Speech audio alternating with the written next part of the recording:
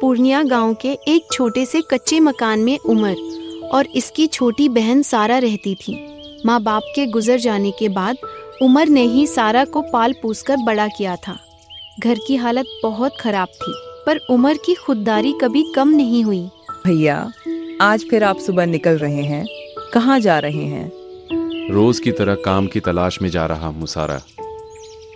सोच रहा हूँ कहीं कोई मजदूरी मिल जाए ताकि शाम को तुम्हारे लिए एक वक्त के खाने का इंतजाम हो सके। भैया, मैं भी कहीं काम पर चली जाऊं? आप रोज खाली हाथ लौटते हैं, ऐसे कब तक चलेगा? 2 दिन तक चूल्हा नहीं जलता। नहीं सारा, तुम अभी बहुत छोटी हो और मेरी जिम्मेदारी हो। जब तक मैं जिंदा हूँ तुम्हें बाहर जाकर काम करने की ज़रूरत नहीं है। मैं देर से ही सही पर काम ढूंढकर ज़रूर आऊँगा। तुम बस घर का ख्याल रखो। उमर हमेशा की तरह काम की तलाश में निकल पड़ता है। सारा उसे जाते हुए देखती रहती है और मन ही मन एक फैसला करती है। भैया तो मुझे कभी काम करने नहीं देंगे, पर मैं जानती हूँ कि वो बहुत मुश्किल में है। मुझे उनकी मदद करनी ही होगी। ये सोचकर सारा घर से निकलकर सीधी जमींदार हरिशंकर की हवेली पहुँचती है। अरे, कौन हो तुम? आज से पहले तो तुम्हें यहाँ कभी नहीं देखा। जमींदार साहब, मुझे कोई काम दे दीजिए। मैं झाड़ू, पोंछा, बर्तन सब कर लूंगी। चलो ठीक है। वैसे भी सीठानी की तबीयत ठीक नहीं रहती है। तुम उनकी मदद कर दिया करना। आज से ही काम पर लग जाओ। सारा पूरी ईमानदारी से हवेली के कामों में जुट जाती है। शाम ढलते ही जमींदार उसे कुछ मजदूरी थमा देता है। सारा उन पैसों से राशन का सामान खरीदती है और खुशी खुशी घर आकर खाना बनाती है। उधर उमर दिन भर भटकने के बाद थक हार कर खाली हाथ घर लौटता है।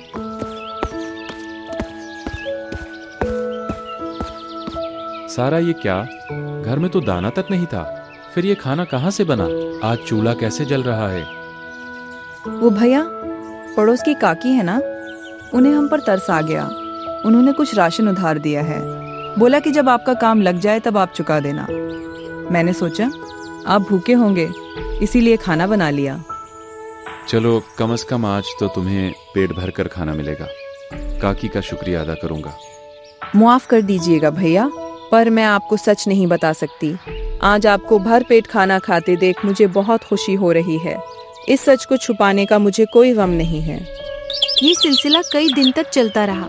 उमर रोज काम की तलाश में जाता और खाली हाथ लौटता, पर घर में उसे रोज खाना तैयार मिलता।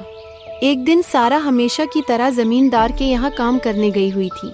तभी हवेली के एक कोने में खड़ा जमींदार का छोटा भाई विक्रम सारा को काम करते हुए देख लेता है। सारा की सादगी और उसकी मासूमियत देखकर विक्रम का दिल डोल जाता है। अरे, ये लड़की तो बहुत ही खूबसूरत है। इतने दिनों से यहाँ काम कर रही है और मेरी नजर उस पर आ पड़ी। ये तो मुझे बहुत पसंद आ गई है। मुझे भाई से फौरन बात करनी चाहिए। विक्रम बेचैन होकर अपने बड़े भाई जमींदार हरिशंकर के पास पहुंचता है। क्या बात है विक्रम? चेहरे पर इतनी चमक और घबराहट एक साथ। सब ठीक तो है ना? भैया, मेरी उम्र 45 साल हो गई है। आज तक ना मुझे कोई पसंद आया और ना किसी ने मुझसे शादी की, पर आज मुझे एक लड़की पसंद आ गई है। मैं उससे शादी करना चाहता हूँ। ये तो बड़ी खुशी की बात है। मेरे छोटे भाई के सर पर सेहरा सजेगा।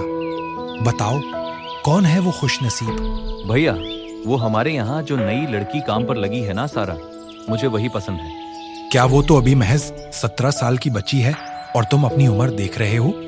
ये कैसे मुमकिन है?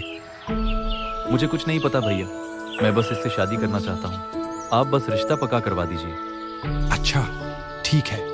अगर तुम्हारी यही जिद है तो मैं उसके भाई उमर को जानता हूँ। वो काम के लिए भटकता रहता है।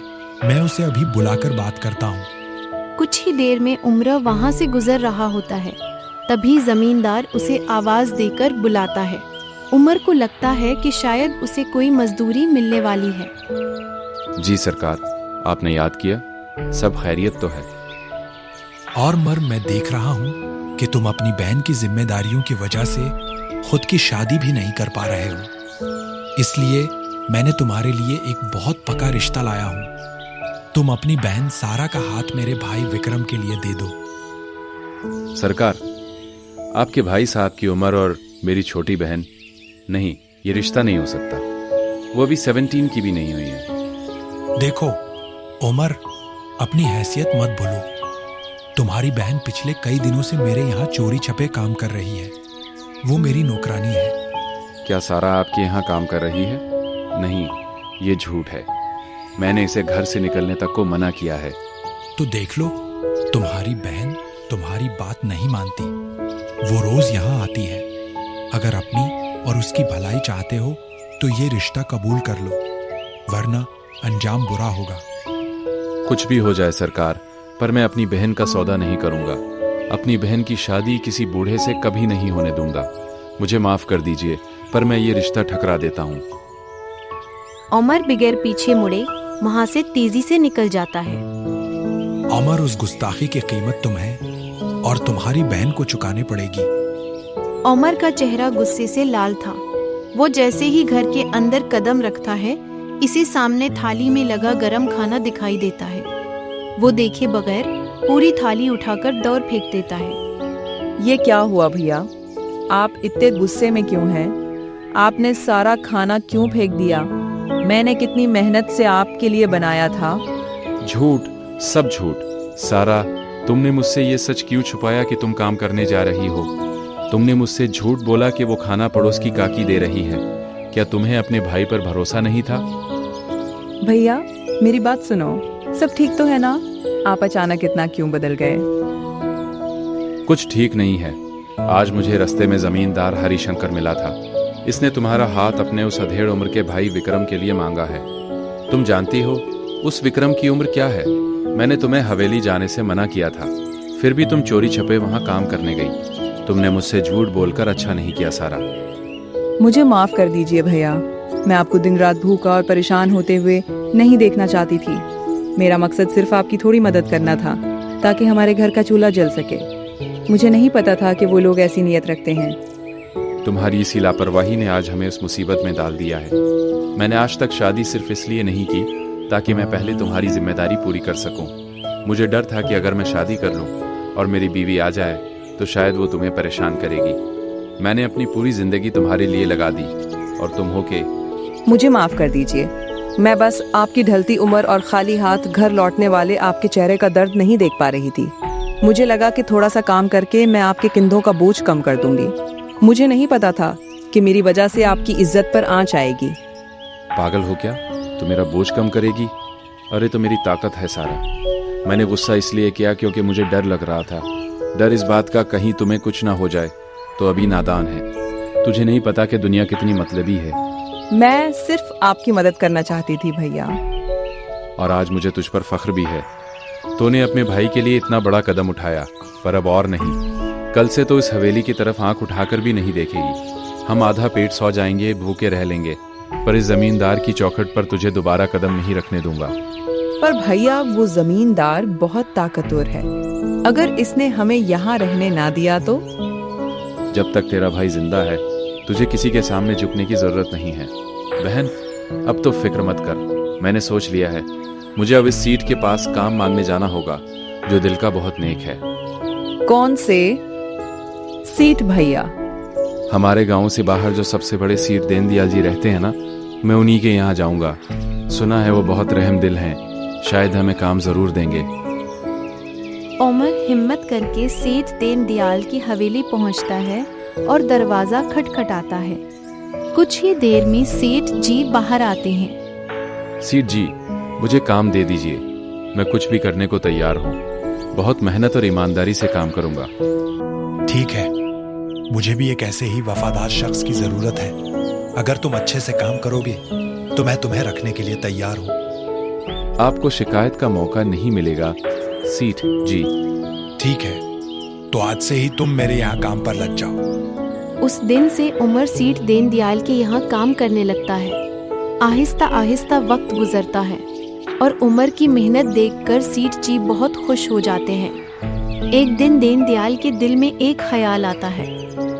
ये लड़का इतने दिनों से काम कर रहा है, बहुत मेहनती और सीधा है, पर मुझे इसकी नीत परखनी होगी। कहीं ऐसा तो नहीं कि मौका मिलने पर यह भी चोरी कर ले। अपनी बात की तस्दीक के लिए सेठ दीनदयाल रास्ते में जानबूझकर सोने के 2 सिक्के गिरा देते हैं और खुद एक कमरे में छुपकर देखने लगते हैं। तभी वहां से उमर गुजरता है और उसे वो चमकते सिक्के दिखाई दे जाते हैं। वो उन्हें उठा लेता है। सोने के सिक्के, अगर उन्हें घर ले जाऊं तो मेरी बहन की जिंदगी संवर जाएगी। अच्छे कपड़े, घर की मरम्मत और भरपेट खाना सब मिल जाएगा। लेकिन नहीं, ये तो सेठ जी का पैसा है। किसी की अमानत रखना ठीक नहीं है। मुझे उन्हें लौटा देना चाहिए। ओम फौरन आवाज लगाने लगता है और सेठ जी को ढूंढने लगता है। सेठ जी, आप कहाँ हैं?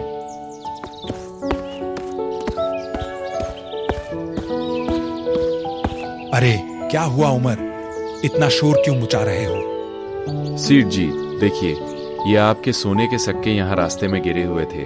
ये लीजिए, अपनी अमानत संभालिए। सच में उमर, तुम बहुत ईमानदार हो। मैंने आज तक तुम जैसा शख्स नहीं देखा जो इतना गरीब होकर भी पराया धन नहीं छोता। तूने मेरा एतमाद जीत लिया है। अब तुझे मेरा एक जरूरी काम करना होगा। क्या हुक्म है सेठ जी? उमर मेरी बीवी अपने मेके गई हुई है और वो हामिला है। इसे इस वक्त पैसों और जेवरात की सख्त जरूरत है। मैं किसी और पर भरोसा नहीं कर सकता, इसलिए ये पोटली तुम चुपचाप दूसरे गांव ले जाओ। इसमें बहुत सोना है। आप फिक्र न करें सेठ जी, मैं अपनी जान पर खेल कर भी ये अमानत पहुंचा दूंगा। रात के अंधेरे में उमर जेवरात की पोटली लेकर निकलता है। तभी झाड़ियों में छुपा विक्रम उसे देख लेता है। वो दौड़कर अपने भाई हरिशंकर के पास पहुंचता है। क्या हो गया विक्रम, तू बहुत परेशान लग रहा है। भैया, यही सही मौका है उस उम्र से बदला लेने का। वो सोने की पोटली लेकर अकेले जा रहा है। हाँ, उसने मेरी बेइज्जती की थी, तो अब तो इसे इसकी कीमत चुकाना पड़ेगी। चलो। फिर हरिशंकर हाथ में हंटर लिए और पीछे अपने खूंखार गुंडों को लेकर उमर का रास्ता रोक लेता है। उमर समझ पाता उससे पहले ही लाठियां उस पर बरसने लगती हैं। चूरे उमर बड़ी ईमानदारी का चोला पहनकर दूसरे गांव सोना पहुंचाने निकला था।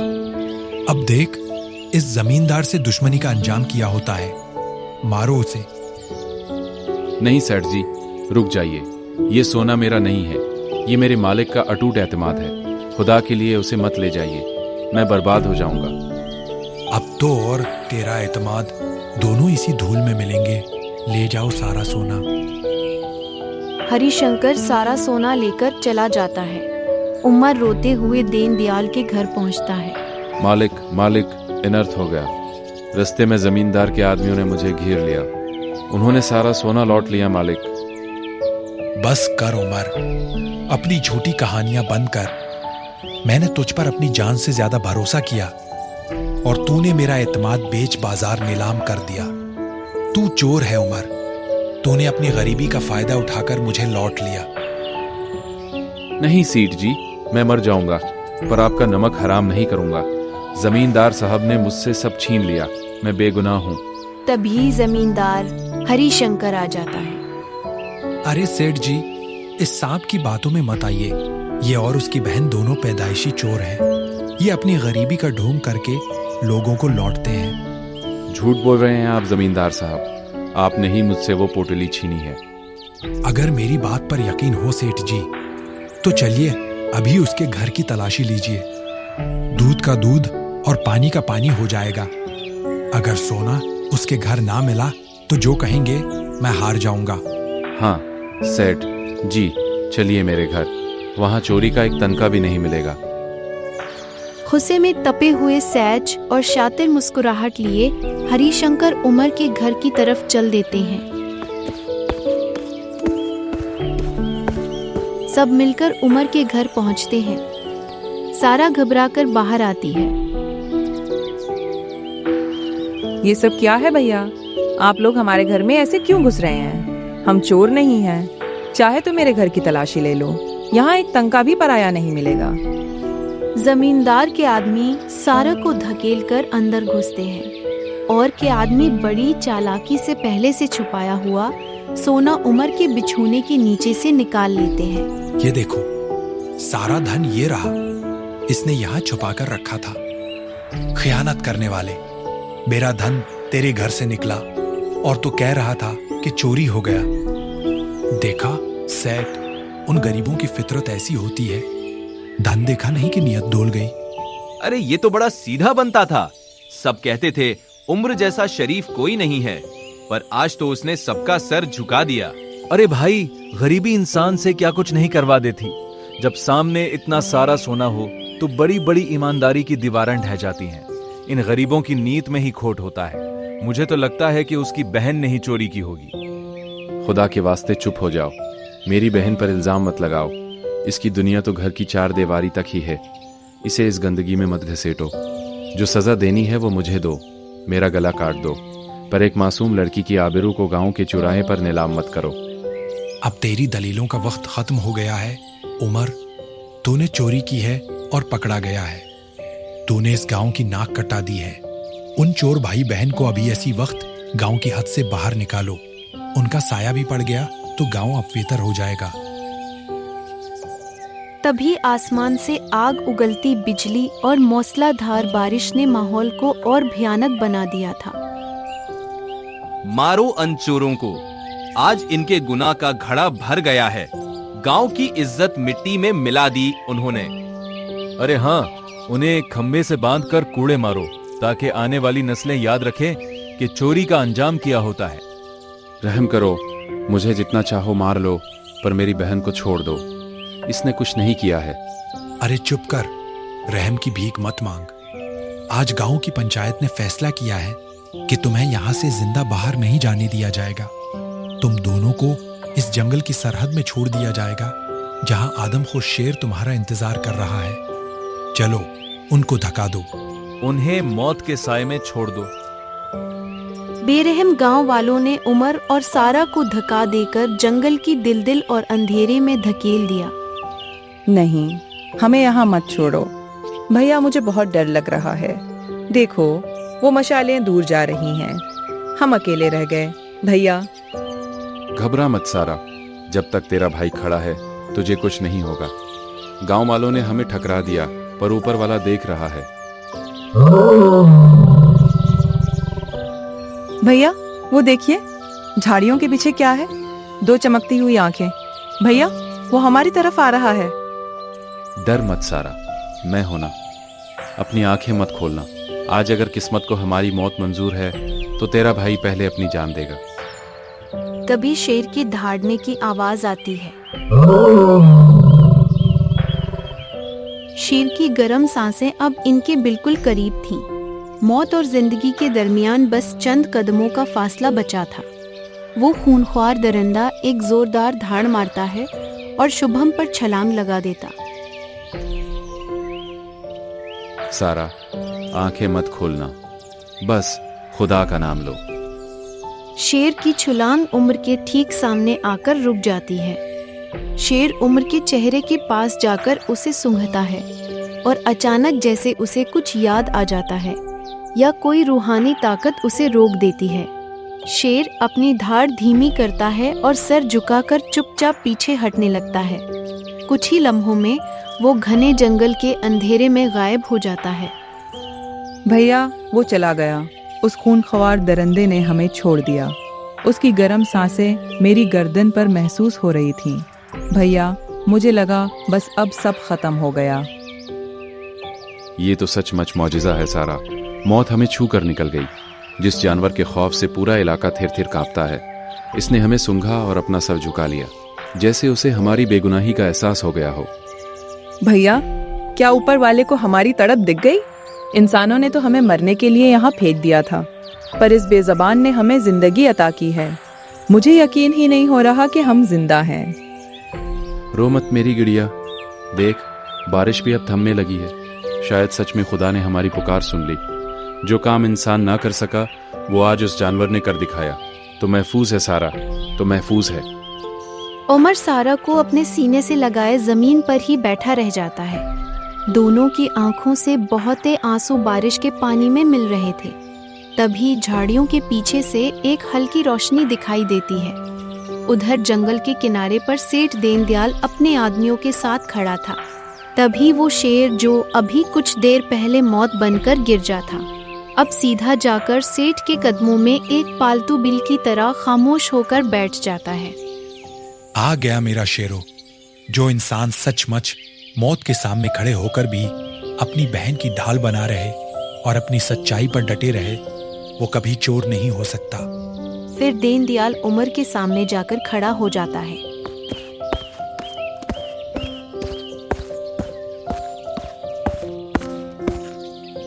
अमर, इधर आओ। सीठ जी, आप यहाँ, ये शेर, ये आपके कदमों में, ये सब क्या है मालिक? अमर, ये मेरा पाला हुआ शेर है। मैं तुम्हारी नीयत को आजमाना चाहता था। समाज की नजरों में तुम मुजरम थे, पर मेरी जमीर कह रही थी कि तुम जैसे भाई के हाथ कभी चोरी के लिए नहीं उठ सकते। आज बेज़बान ने भी साबित कर दिया कि तुम्हारी रूह पाक है। सेठ जी, हम तो मर ही चुके थे। गांव वालों ने हमें पत्थर मार मार कर इस जंगल में फेंक दिया। अब हम कहाँ जाएंगे? गांव में कदम रखते ही वो हमें जान से मार देंगे। इसीलिए मैं यहाँ आया हूँ। गांव वालों की नजरों में तुम दोनों मर चुके हो। अगर अब तुम उनके सामने गए तो वो भेड़ तुम्हें कचा चबा जाएगी। वो इंसाफ नहीं, सिर्फ इंतकाम जानते हैं। तो अब हम क्या करें सीठ जी? तुम दोनों मेरे साथ खुफिया रास्ते से मेरी हवेली चलो। वहां एक महफूज कमरा है जहां कोई परिंदा भी पर नहीं मार सकता। तुम आज सिर्फ वहीं रहोगे जब तक मैं उस असली गुनाहगार का नकाब नहीं उतार देता जिसने तुम्हें उस हाल में पहुंचाया है। जब तक सच सबके सामने नहीं आता तब तक तुम दुनिया के लिए मुर्दा ही रहोगे। फिर सैयद दीनदयाल उन दोनों को अंधेरे का फायदा उठाकर खुफिया रास्ते से अपने घर ले आते हैं और एक महफूज कमरे में रखते हैं। कुछ दिन गुजर जाते हैं। एक रात हवेली के बाहर झाड़ियों में छुपा जमींदार हरिशंकर हवेली की ऊंची दीवार फलांग कर अंदर झांकता है। खिड़की के पर्दे पर दो परछाइयां दिखाई देती हैं। ओह, तो ये खेल चल रहा है। सेठ दीनदयाल बड़ा देनदार बनता था, पर निकला सबसे बड़ा धोखेबाज। गांव वालों की आंखों में धूल झोंककर इन चोरों को अपनी हवेली में पनाह दे रखी है। हरिशंकर झाड़ियों में छुपकर अपने दिमाग में साजिश का जाल बुनने लगता है। अगर मैं अभी जाकर उन्हें पकड़ लूं तो शायद सीट कोई बहाना बना दे, और अगर मैं पूरे गांव को इकट्ठा करके यहाँ ले आऊं तो सीट की इज्जत भी मिट्टी में मिल जाएगी और ये दोनों मुजरिम भी मेरे कदमों में होंगे। फिर गांव वाले खुद कहेंगे कि उस कलिंगज़दा लड़की को पाक करने के लिए उसकी शादी जमींदार से कर दो। उधर कमरे के अंदर उमर और सारा अपनी किस्मत पर बात कर रहे थे, इस बात से बेखबर कि मौत उनके दरवाजे पर दस्तक दे चुकी है। भैया, मुझे डर लग रहा है। मुझे ऐसा लगा जैसे कोई खिड़की के बाहर खड़ा हमें देख रहा है। क्या हमारा यहाँ रहना ठीक है? पागल हो क्या सारा? बाहर जाओगी तो गांव वाले पत्थर मार कर जान ले लेंगे। सीठ जी ने हमारे लिए बहुत बड़ा खतरा उठाया है। हमें बस कुछ दिन और सब्र करना होगा। खुदा सब देख रहा है, वही इंसाफ करेगा। हरिशंकर वहाँ से चुपचाप निकल जाता है और सीधा गांव की चौपाल की तरफ बढ़ता है, जहाँ सूरज और रमेश जैसे लोग बैठे थे। भाइयों, अनर्थ हो गया। जिस सेठ दीनदयाल को हम पूजते थे उसने हमारे गांव के एतमाद और पंचायत के फैसले की पेट में छरा घोंपा है। वो चोर उमर और उसकी बदचलन बहन जिंदा है और सीट की हवेली में मजे उड़ा रहे हैं। अरे, ये तो सीधा सीधा पंचायत के फैसले की तौहीन है। हम सीठ जी को कितना भला और नेक इंसान समझते थे, पर उन्होंने तो एक मुजरिम और उसकी बहन के लिए पूरे गांव के एतमाद का गला घोंट दिया। हाँ भाइयों, मैंने अपनी इन आंखों से देखा है। हवेली के ऊपरी कमरे में वो दोनों छपे बैठे हैं। चलो भाई, आज ही दूध का दूध और पानी का पानी होगा। फिर गुस्से से पागल भेड़ हाथों में लाठियां लेकर सेठ दीनदयाल की हवेली की तरफ दौड़ पड़ती है। शोर सुनकर सेठ दीनदयाल बाहर आता है, पर उनके पीछे कमरे में उमर और सारा खौफ से कांप रही थी। बाहर निकलो सेठ दीनदयाल, चोरों को बाहर निकालो, हमें इंसाफ चाहिए। क्या हुआ भाइयों?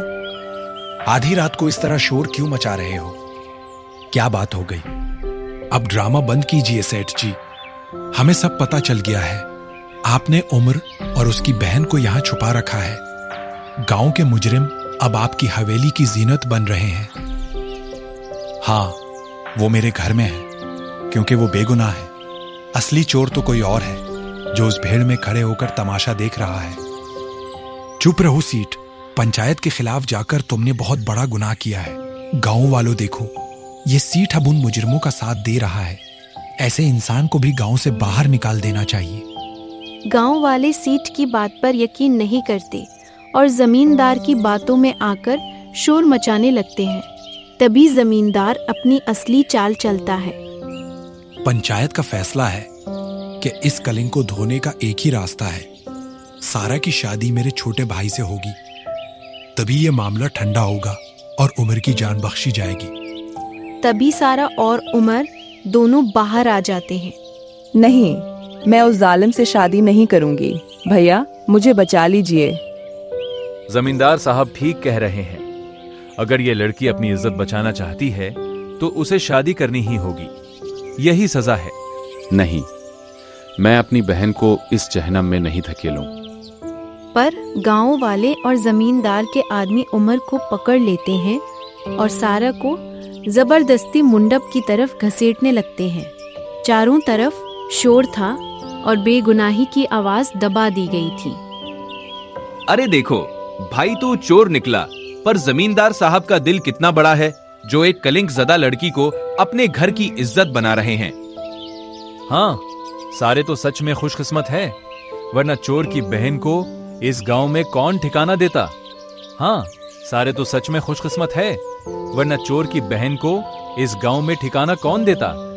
जमींदार साहब ने तो उसकी डूबती नाव पार लगा दी। जमींदार हरिशंकर के चेहरे पर फतेह की मकार मुस्कुराहट थी। तभी विक्रम जैसे ही सारा को मंगलसूत्र पहनाने के लिए हाथ आगे बढ़ाता है, तभी बाहर एक साया खड़ा था।